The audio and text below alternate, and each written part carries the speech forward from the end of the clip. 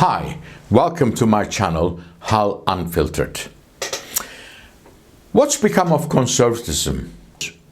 We can't answer this question in one video, but this week I would like to focus the state of conservatism in the UK to start with.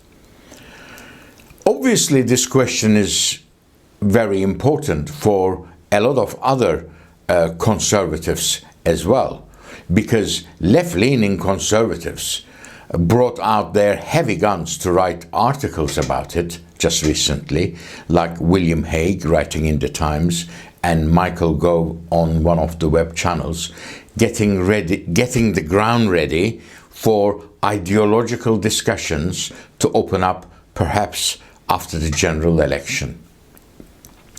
But they both are saying the same thing at the moment. Stay away from Thatcherite policies. Don't go back to old days. Don't, we need to think new ideas. Thatcherism is dead. Libertarianism is a terrible thing to believe in, and things like individualism is dead. So we mustn't complain about the size of the state, but learn how to run the state better, they say. So it boils down to pretty much real statist conservatism. And how did that work out for them? Because what they're not telling us, that's what we've been practicing exactly since 2010. I found what they wrote really interesting. I will go over their individual articles perhaps in later videos, because these guys are not unsound mind or someone we can ignore. Yet their argument begs the question, who are they talking about? Which Thatcherism they're talking about that I missed? What suddenly these guys are talking about Thatcherism in the last, like we had Thatcherism in the last decade or so. They know the answer, they know it is not the case, but they are just getting ground ready, as I said before. One thing I agree with them is that if we don't get our act together and win next general election, the Conservatives will be out of government for at least 10 years plus. Let me start with this. Let me just reminisce and go back. Because when I get worried when I hear any Conservative leader or an MP use any of these four words in their sentences: modernization, pragmatism, libertarian, or extremist. Of course, the last one, if they are not referring to terrorists. Let's remember, Cameron, May, and Johnson all harbored ambitions of leaving a lasting legacy. Modernization was not used anymore for the Conservative Party, but for society. Cameron envisioned a big society rooted in half-baked socialist, social democratic ideals that failed to understand community empowerment. Next in line was Prime Minister May. She distanced herself from Cameron's vision, and with the help of her advisor Nick Timothy, who was a disaster for May, by the way, transforming it into what they called civil society.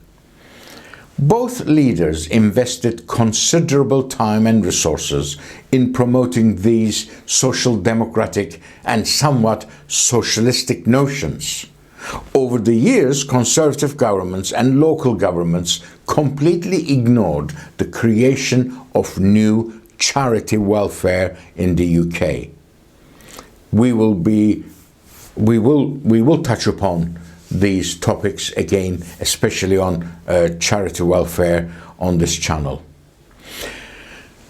Cameron, May, enter Boris Johnson, a charismatic figure. First budget announcement. Please note, this was long before COVID started. He proposed an eye-watering government spending of £300 billion, and as the Prime Minister, one of his first actions was to create one of the biggest quango ever seen in the UK, replacing what was then called the Environment Agency, and immediately announced all the mandatory net zero policies to go with it.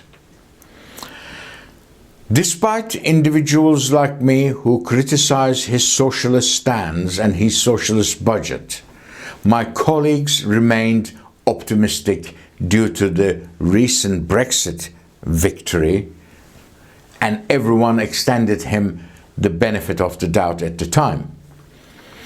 Johnson's levelling up concept was another big disaster, because what it really wanted attempt to centralize decision making for local governments in Westminster.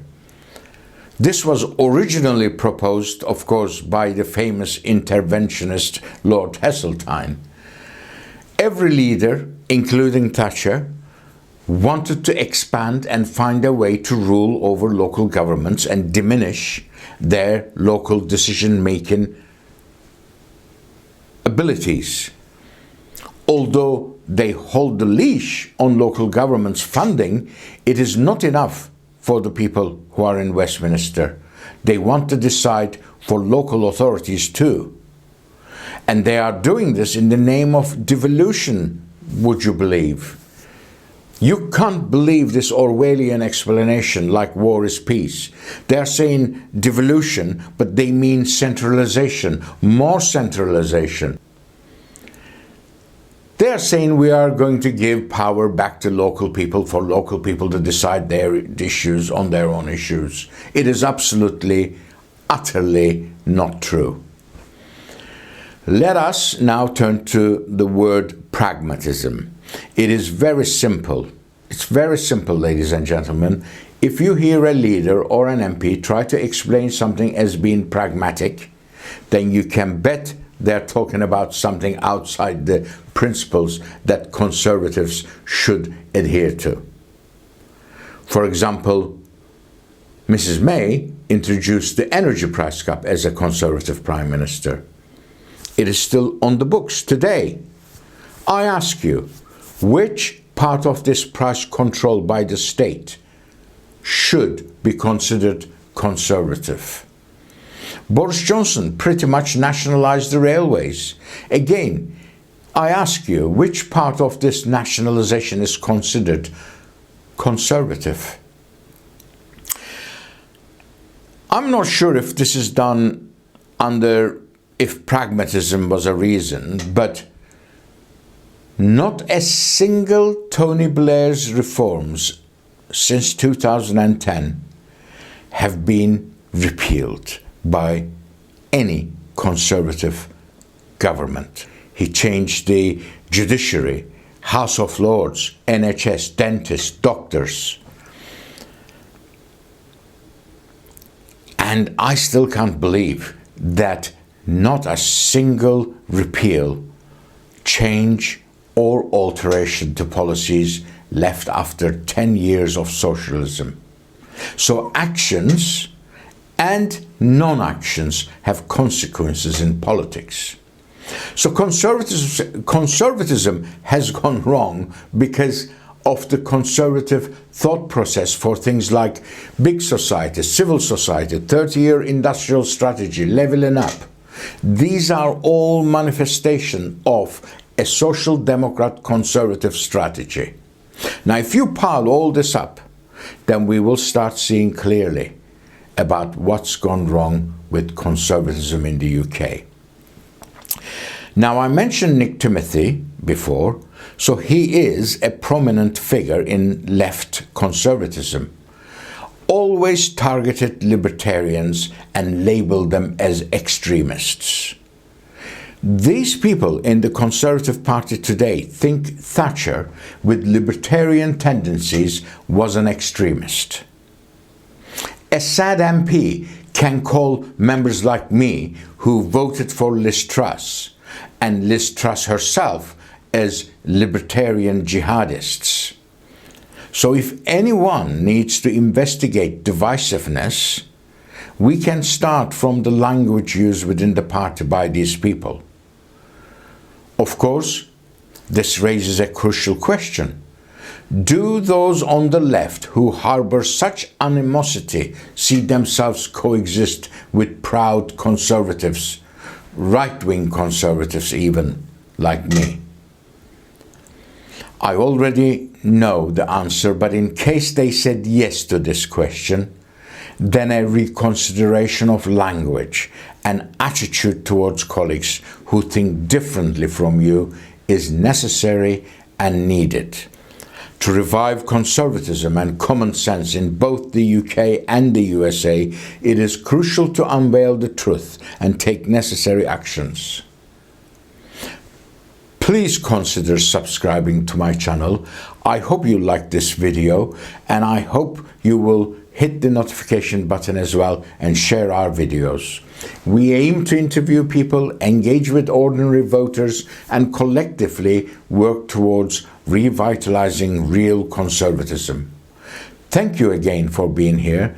Don't forget to subscribe, and see you soon.